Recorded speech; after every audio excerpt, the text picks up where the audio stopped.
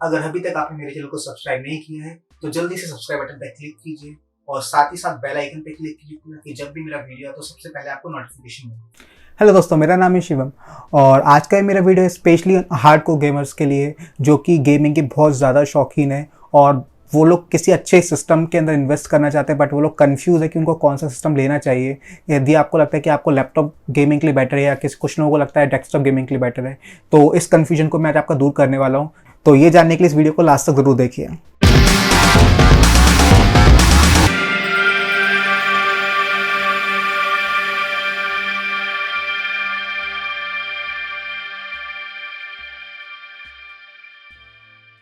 तो जैसा कि मैंने आपको बताया कि आज का ये वीडियो हम लोग उन स्पेशली हार्डकोर गेमर्स के लिए बना रहे हैं, तो जिन लोगों को अपना सिस्टम चूज़ करने में कन्फ्यूजन है। तो सबसे पहले हम बात करते हैं आपके मेजर कन्फ्यूजन की, जो है कि आपको लैपटॉप में इन्वेस्ट करना है या डेस्कटॉप में इन्वेस्ट करना है। तो स्पेशली अगर गेमिंग के पर्पज से देखा जाए और आपका एक बजट मिड रेंज की रेंज में आता है तो आपके लिए बेस्ट ऑप्शन है डेस्कटॉप पे इन्वेस्ट करना, बिकॉज लैपटॉप आप अगर आप 50, 60, 70, 80,000 तक के लैपटॉप में इन्वेस्ट करते हो तो अब भी आपको उस लैपटॉप में गेमिंग को लेकर परफॉर्मेंस का इशू आने वाला है। और अगर आपको पर्टिकुलर गेमिंग के लिए लैपटॉप लेना है तो आपको अप्रॉक्सीमेटली लैपटॉप के अंदर 2.5 से 3 लाख तक का इन्वेस्टमेंट करना होता है गेमिंग लैपटॉप के लिए, जो कि आपके एलियन वेयर सीरीज़ के लिए आप इन्वेस्ट कर सकते हो या फिर आपका एसस रॉग सीरीज़ के लैपटॉप आप ले सकते हो। बट वहीं अगर आप डेस्कटॉप में इन्वेस्ट करते हो तो आपका इन्वेस्टमेंट सीधा 30% तक कम हो जाता है। अगर आप एक बेसिक अगर आपको बात की जाए GTA 5 या PUBG जैसे गेम्स अगर आपको अपने सिस्टम पे एक अच्छे लेवल की लाइक हाई लेवल सेटिंग्स पे खेल रहे हैं तो आपको अपने मशीन के अंदर ज़्यादा इन्वेस्टमेंट नहीं करना होता। अप्रॉक्सीमेटली आपका max to max investment 60K तक का जाता है।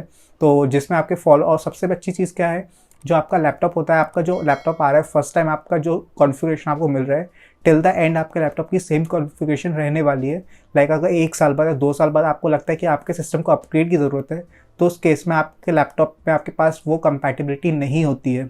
बट वहीं अगर आपका डेस्कटॉप है तो डेस्कटॉप आपका शायद 2 साल पुराना हो या 10 साल पुराना हो, आप उसको कभी भी अपने नीड के अकॉर्डिंग अपग्रेड कर सकते हो। आप कहीं पर उस चीज़ को लैग नहीं करने वाले हो।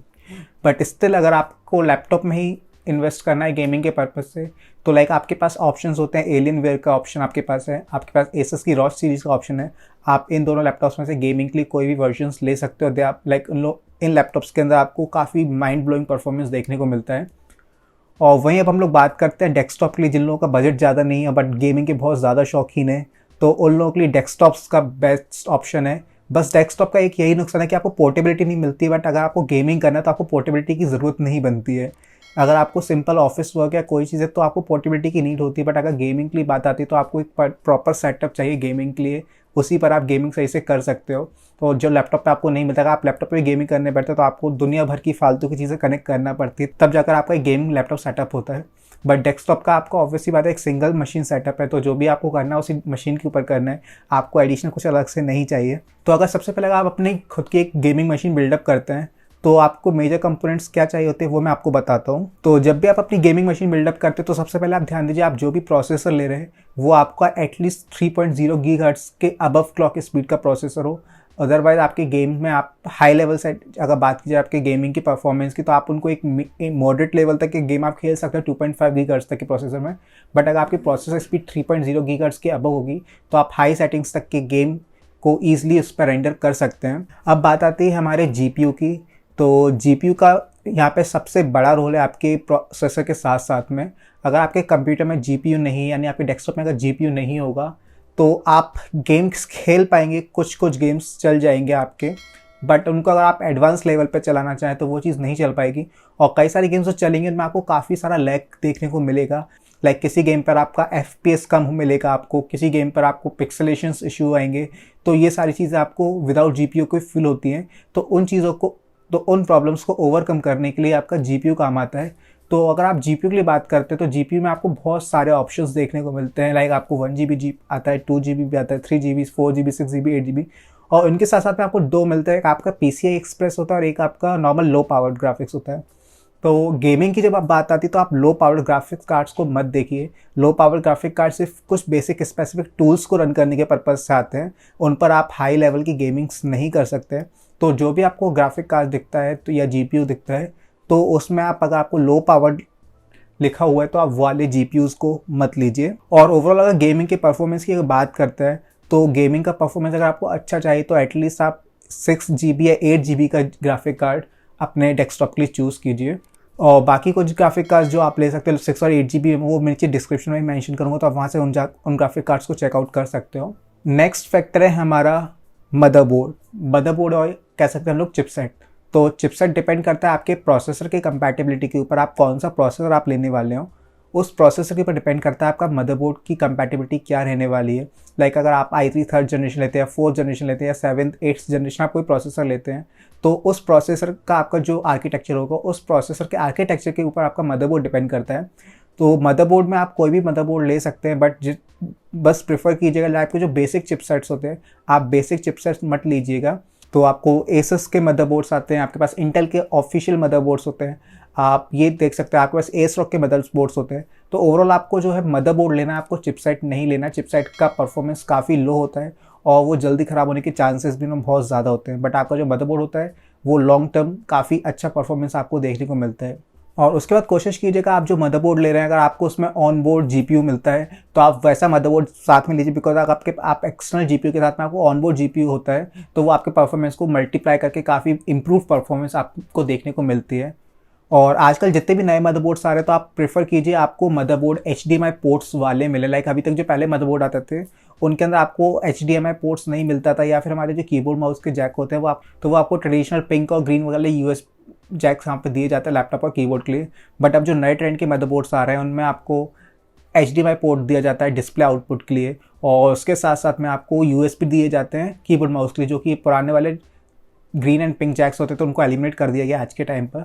तो आप प्रेफर कीजिए आपको कोई नया मदरबोर्ड मिल रहा है तो आपको फ्यूचर में अपग्रेड्स को लेकर ज़्यादा इशू नहीं आने वाला है। और ठीक उसी के साथ साथ में जो आपका लेटेस्ट प्रोसेसर रहेगा उसी के ऊपर आपका रैम का आर्किटेक्चर डिपेंड करता है। आपका जो मदरबोर्ड आपका सपोर्ट करेगा, जो मदरबोर्ड आपका रैम सपोर्ट करता है आप वही रैम उसके अंदर कनेक्ट कर सकते हैं। लाइक अगर आपके मदरबोर्ड में DDR2 है या DDR3 या 4 5 या 6 जो भी आपको वेरिएशन मिलेगा मदरबोर्ड के साथ में आप वो रैम इसमें कनेक्ट कर सकते हैं। बट अगेन रैम के अंदर भी आपको लो पावर और एक एक्सप्रेस मेमोरीज दोनों आती हैं, तो लो पावर रैम की तरफ पे आप मत जाइए, बिकॉज अगर आप लो पावर रैम लेंगे तो आपका गेमिंग की परफॉर्मेंस वहाँ पे गिर जाएगी। तो इसलिए आप एक्सप्रेस मेमोरीज रैम यूज़ कीजिए उसमें भी। और गेमिंग के साथ साथ अगर बात की जाए तो आप मिनिमम अपना कोई भी सिस्टम जब बना रहे हैं तो एटलीस्ट 32 GB का रैम उसमें आप कनेक्ट कीजिए। 16 GB तक भी या 8 GB रैम का मत सोचिएगा आपको हार्डकोर गेमिंग करना है। तो 32 GB रैम अपने आप में काफ़ी ह्यूज अमाउंट ऑफ रैम है जिसमें आपके सारे गेम एक अच्छे लेवल तक कंपाइल हो सकता है विदाउट किसी लैगिंग के। और नेक्स्ट फैक्टर आता है हमारा स्टोरेज। तो स्टोरेज के लिए आप अपने सिस्टम में कुछ भी कनेक्ट कर सकते हैं। लाइक आपका जो OS इंस्टॉल मेजर जो चीज़ आप जिस पर अपना OS इंस्टॉल करते हैं तो OS के लिए आप एक अपने पास सेपरेट SSD कनेक्ट कीजिए, जो कि आप NVMe या M2 SSD ले सकते हैं। और उसी के साथ में आप स्टोरेज के लिए एक सेपरेट SSD रखें जहाँ पे आप अपने गेम्स को स्टोर करके रखेंगे। तो उससे क्या होता है जब आप अपने गेम को रन करते हैं तो आप तो जिस पार्टीशन पे लाइक या जिस ड्राइव पे आपका OS इंस्टॉल है और वहीं दूसरे पार्टीशन पे आपका गेम इंस्टॉल है तो दोनों डिवाइसेस के ऊपर एक साथ लोड क्रिएट होता है। तो जिससे आपका जो सिंगल डिवाइस का लोड होता है वो दोनों डिवाइसेस पे इक्वली बढ़ जाता है और आपकी एक डिस्क को लोड नहीं झेलना पड़ता है। तो बेसिकली आपको करना क्या है, जो आपका OS आपको इंस्टॉल करना है आपको एक सेपरेट ड्राइव पे इंस्टॉल करना है, और जो आपको अपने गेम्स का सेटअप या जो आपकी इंस्टॉलेशंस है वो आपको एक सेपरेट ड्राइव पर रखना है। तो उसके थ्रू होता क्या है जब आप एक साथ अपना गेम किसी OS पर रन करते हैं तो आपकी एक डिवाइस के ऊपर पूरा लोड नहीं आता है, तो जिसके थ्रू आपका गेम का परफॉर्मेंस आपको अच्छा देखने को मिलता है और आपका गेम में लैगिंग का इशू नहीं आता है। और समटाइम्स क्या होता है कि आपका दोनों चीज़ आप एक पार्टीशन पर या एक ड्राइव पर रखते हो तो आपका गेम समटाइम्स क्रैश होने के चांसेस होते हैं, बिकॉज क्या होता है जब एक ही डिवाइस पर बहुत ज़्यादा लोड एक साथ क्रिएट होता है तो उस केस में हमारी डिवाइस फेलियर होती है और उस केस में आपका गेम क्रैश हो जाता है। तो मेजरली आपको करना क्या है, आपको 2 SSDs कनेक्ट करना है। एक आप अपने सिस्टम में कोई भी 128 या 256 GB का SSD कनेक्ट कर सकते हैं आपके OS इंस्टॉलेशन और अदर फाइलों के लिए।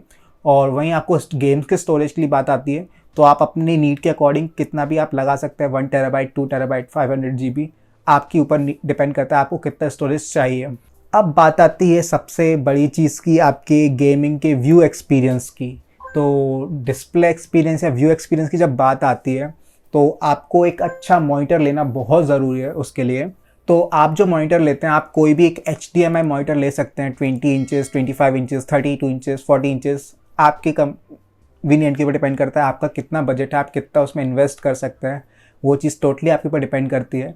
बट येस, अगर आप HDMI पोर्ट्स वाले मॉनिटर ले रहे हैं तो उसमें आप एक चीज़ ध्यान दीजिएगा जिसमें आपको एटलीस्ट 90 हर्ट्ज़ का रिफ्रेश रेट स्क्रीन का मिल रहा हो, और उसके साथ में आपको स्क्रीन में AMD फ्री सिंक का ऑप्शन अगर होगा तो आपको गेम्स के दौरान फ्लिकरिंग फील नहीं होगा। बिकॉज ये LED मॉनिटर्स जो होते हैं सारे, इनके अंदर एक स्क्रीन फ्लिकरिंग का ऑप्शन जनरली होता है। जो लो बजट मॉनिटर्स होते हैं तो उनके अंदर आपको स्क्रीन फ्लिकरिंग्स देखने को मिलती है, बट जो AMD फ्री सिंक वाले मॉनिटर्स होते हैं उनके अंदर आपको फ्लिकरिंग का फील नहीं आता है, तो उसके थ्रू आपका गेमिंग का एक्सपीरियंस काफ़ी इम्प्रूव हो जाता है।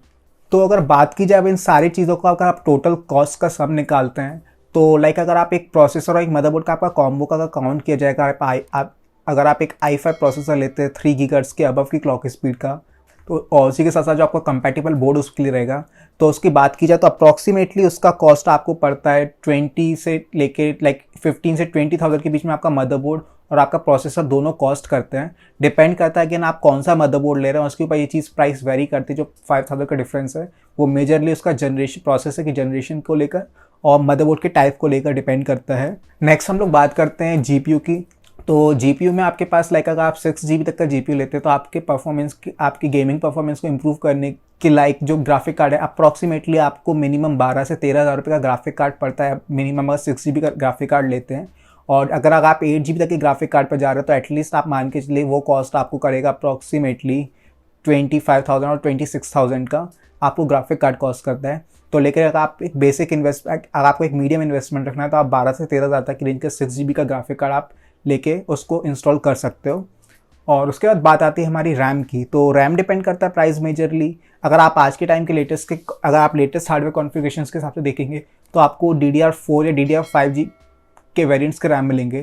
तो DDR4 का अगर मैं 32 GB रैम का बात करता हूँ तो आपको नॉट मोर देन 12 to 14,000 में आपका 32 GB का रैम कंप्लीट पेयर आ जाता है। और वहीं SSD की बात अगर की जाए तो आपको अगर NVMe डिस्क जो होती है, NVMe जो डिस्क होती है सबसे चीपेस्ट वन होती है। NVMe की अगर SSD की बात की जाए तो आपको 1 TB अप्रॉक्सीमेटली 9 to 10,000 में 1 TB मिलता है। और वहीं अगर आप M2 या फिर हमारा M2 हार्ड डिस्क लेते हैं तो M2 SSD का सबसे चीपेस्ट वर्जन होता है, तो वो आपको अप्रॉक्सीमेटली 7 से 8,000 रुपये में मिल जाता है। और वहीं एक M2 हार्ड ड्राइव्स और आती है, वो बेस्ट परफॉर्मेंस आपको देखने को मिलता है। NVMe और M2 ये दोनों SSD के बेस्ट वेरिएंट्स है, जिसमें सबसे फास्टेस्ट परफॉर्मेंस आपको NVMe का मिलता है और M2 उससे कम लेवल पर। और देन हमारा M टाइप जो हमारी M SATA आती है वो चीज़ है। तो NVMe आप इंस्टॉल कीजिए अपने OS के लिए, तो वो आपको बेस्ट परफॉर्मेंस देगा। तो आप उसका अगर 256 लेते हैं तो अप्रॉक्सीमेटली आपको 4 से 5,000 रुपये तक में 256 GB मिल जाता है। तो ये आपका हार्ड डिस्क का इन्वेस्टमेंट होता है। डिस्प्ले की तो येस, डिस्प्ले की जब बात आती है, अगर आपको एक अच्छा डिस्प्ले चाहिए लॉन्ग टर्म लॉन्ग विजन के हिसाब से जिसमें आपकी आइस को भी स्ट्रेन ना है, तो बैंक कंपनी के मॉनिटर्स काफ़ी अच्छा परफॉर्मेंस आपको उनके अंदर देखने को मिलता है। और बैंक में भी काफ़ी सारे ऑप्शंस में आपको वहाँ पे मिलते हैं। आपको IPS पैनल के मॉनिटर्स मिलते हैं, आपको VA पैनल के मॉनिटर्स मिलते हैं। दोनों का ही परफॉर्मेंस काफ़ी बेहतर है। और उसी के साथ साथ में आपको इन मॉनिटर्स में फ्लिकरिंग का इशू भी नहीं आता है। और साथ ही साथ में ये जो मॉनिटर आपको अप्रॉक्सीमेटली ज़्यादा कॉस्टली भी नहीं पड़ते हैं। अगर आप इसका 32 इंचेस 32 इंचेस नहीं, आपको अगर 27 इंचेस का मॉनिटर्स में लेते हैं तो आपको वही समहाउ अराउंड 14 से 15,000 के बीच में आपको ये मॉनिटर मिल जाता है। और उसी के अलावा आपको LG के भी काफ़ी सारे मॉनिटर्स आते हैं। LG के मॉनिटर्स में भी आपको 27 इंचेस 25 इंचेस के जो मॉनिटर्स आते हैं वो भी आपको 13 से 14,000 की रेंज में मिलते हैं। बट LG के मॉनिटर्स में आपको एक फ़ायदा ये मिलता है कि LG के जो मॉनिटर्स होते हैं उनमें आपको ऑन डिवाइस आपको स्पीकर मिलता है। और LG के बेसिक मॉनिटर के अंदर आपको AMD फ्री सिंक मिलता है। तो आपको जो फ्लिकरिंग के साथ साथ में जो गेमिंग का परफॉर्मेंस इंप्रूव होता है वो चीज़ वहाँ पे आपको देखने को मिलती है। विच आई कांट जो मॉनिटर मैं आपको सजेस्ट करूँगा जो नहीं लेना है आपको, तो वो आप अवॉइड कीजिए। आप डेल का मॉनिटर्स मत लीजिए या फिर एसर के मॉनिटर मत लीजिए। वो उनका परफॉर्मेंस आपको स्टार्टिंग डेज में काफ़ी अच्छा परफॉर्मेंस मिलता है, बट कुछ दिन बाद उनमें कुछ ना कुछ प्रॉब्लम शुरू हो जाती है। किसी में डेड पिक्सल्स आता है, किसी में कलर ब्रीडिंग प्रॉब्लम आती है। तो ये प्रॉब्लम्स जनरली उनमें देखने को मिलती है। बिकॉज मैंने खुद ही यूज़ करे दोनों मॉनिटर्स, तो मुझे प्रॉब्लम्स फील हुई है, तब मैंने आपको बताया। बट बैंक का मॉनिटर मैंने यूज़ किया, बैंक के मॉनिटर में मुझे आज तक कोई इशू नहीं आया है। तो यही है कि मॉनिटर के लिए भी आप अप्रॉक्सीमेटली अगर 15 से 16,000 तक का इन्वेस्टमेंट करते हैं तो आपके लिए काफ़ी अच्छा इन्वेस्टमेंट आपका काफ़ी अच्छा व्यू एक्सपीरियंस उससे क्रिएट होता है। और वहीं अगर आप टोटल अमाउंट इसका कैलकुलेट हम लोग एक करते हैं तो लाइक अगर आपका 20,000 का मदरबोर्ड एंड प्रोसेसर होता है, आपका 20,000 का आपका ग्राफिक कार्ड होता है, विच इज़ टोटल हो गया 40,000, और वहीं आपका 10,000 की आपकी रैम्स होती है, तो आपका 50,000 अगेन आपका, एंड आपका हार्ड डिस्क अगर मैं 5,000 कंसीडर करता हूँ तो ये 55,000 अगेन आपका 15,000 मॉनिटर, तो ये आपका 70,000 के अंदर एक काफ़ी शानदार गेमिंग सिस्टम बनकर तैयार होता है, जिसके ऊपर आपको आने वाले अगले 2 से 3 साल कंप्यूटर पे गेमिंग के लिए भी कोई इन्वेस्टमेंट नहीं करना होगा। और वहीं यही सेम चीज़ अगर आप किसी लैपटॉप में ढूंढने जाते हैं तो उसके लिए आपको मिनिमम से minimum 2.5 lakh, I guess not 2.5 lakh बल्कि आपको 3.5 लाख तक का इन्वेस्टमेंट एक लैपटॉप के अंदर करना होगा। बट ये चीज़ आपको एक डेस्कटॉप के अंदर लॉन्ग टर्म विजन के साथ में यही चीज़ आपको 70,000 में बनकर तैयार होती है। तो इसलिए मेरा कहना ये है कि आपको गेमिंग के पर्पज़ से लैपटॉप लाइक सिस्टम लेना है तो गेमिंग के लिए आप प्रेफर कीजिए, आप एक डेस्कटॉप की तरफ पे जाइए, आपको परफॉर्मेंस काफ़ी शानदार मिलने वाली है। आपको अपग्रेड का ऑप्शन रहता है कि आपको फ्यूचर में लगता है कि आपको 32 GB रैम कम पड़ रहा है तो आप उसको 64 भी कर सकते हो, या आपको लगता है आपका 8 GB ग्राफिक कार्ड कम है तो आप उसको आगे चल के 16 GB ग्राफिक कार्ड लगा सकते हो, या आपको लगता है आपका स्टोरेज कम है, आपको 5 TB 10 TB कितना कनेक्ट करना है आप सब उसके अंदर कर सकते हो। तो ये जो कुछ चीज़ें आपको डेस्कटॉप के अंदर ऑप्शंस मिलते हैं, और ये नहीं है कि आपका, और लैपटॉप में क्या होगा, आपको लगता है कोई चीज़ आपकी ग्राफिक कार्ड आपको कम पड़ रहा है तो वो लैपटॉप आपका टोटल साइड बाय जाएगा। आपका ये नहीं कि आपने अकेला उसका ग्राफिक कार्ड स्विच कर लिया, आपने अकेला उसका रैम स्विच कर लिया, आपको पूरा लैपटॉप ही स्विच करना पड़ता है। तो इसलिए इसलिए मैं प्रेफर करूँगा कि अगर आपको गेमिंग के लिए सिस्टम चाहिए तो आप एक डेस्कटॉप प्रिपेयर कीजिए। और डेस्कटॉप प्रिपेयर करना कोई बड़ी चीज़ नहीं है। तो एक सिस्टम को असेंबल करने की बात की जाए तो सिस्टम को असेंबल करना कोई बहुत बड़ी चीज़ नहीं है। जो भी आप पार्ट्स अमेज़ॉन फ्लिपकार्ट से कहीं से भी मंगा रहे हैं सबके साथ में उनके इंस्ट्रक्शन मैनुअल्स आते हैं, तो आप उसको देखकर ईजिली अपना सिस्टम को असेंबल घर पे खुद से कर सकते हैं। और उसके अलावा अगर आपको कोई भी डाउट आता है तो इंटरनेट की इंटरनेट रिसोर्सेज भरे पड़ा है, आप कुछ भी टाइप कीजिए आपको परफेक्ट उस चीज़ के लिए रेजोल्यूशन मिल जाता है। तो इतना बड़ा इशू नहीं है कि आपको पर्टिकुलर कोई टेक्नीशियन चाहिए कुछ चाहिए, ये सारे काम आप खुद से भी कर सकते हैं। टोटल वर्डिक्ट मेरा यही है कि अगर आपको एक परफॉर्मेंस सिस्टम चाहिए गेमिंग के पर्पज़ से और आपका बजट बहुत ज़्यादा नहीं है तो आप डेस्कटॉप की तरफ जाइए। बट अगर आपको पोर्टेबिलिटी चाहिए और हाई परफॉर्मेंस आपके पास काफ़ी अच्छा बजट है तो ऑब्वियसली बात है आप लैपटॉप की तरफ जा सकते हो। तो वहीं अगर आपका एक बजट लिमिटेड है और आपको काफ़ी शानदार गेमिंग एक्सपीरियंस चाहिए तो आप डेस्कटॉप की तरफ जाइए, और आपके पास बहुत पैसा है, तो पैसे की कोई टेंशन नहीं है, तो ऑब्वियसली बात है आप 3-4 लाख रुपए एक लैपटॉप के अंदर इन्वेस्ट करके वही सेम चीज़ आपको मिल जाएगी। तो टोटली आपके पास चॉइस है। अगर आपके पास बहुत सारे पैसे तो आप लैपटॉप लीजिए, और आपके पास एक स्ट्रिक्ट टाइट बजट है बट आप गेम के बहुत ज़्यादा शौकीन है तो आप एक डेस्कटॉप बिल्ड कीजिए। और उम्मीद करता हूँ आपको वीडियो पसंद आया होगा, और अगर इस कॉन्फ़िगरेशन को लेकर आपको कोई भी डाउट है तो नीचे मुझे कमेंट में बताइए आपको किस चीज़ को लेकर क्या डाउट है, तो मैं आपके सारे क्वेश्चंस का आंसर करूँगा। और मैं हूँ आपका host Shivam, thank you for watching.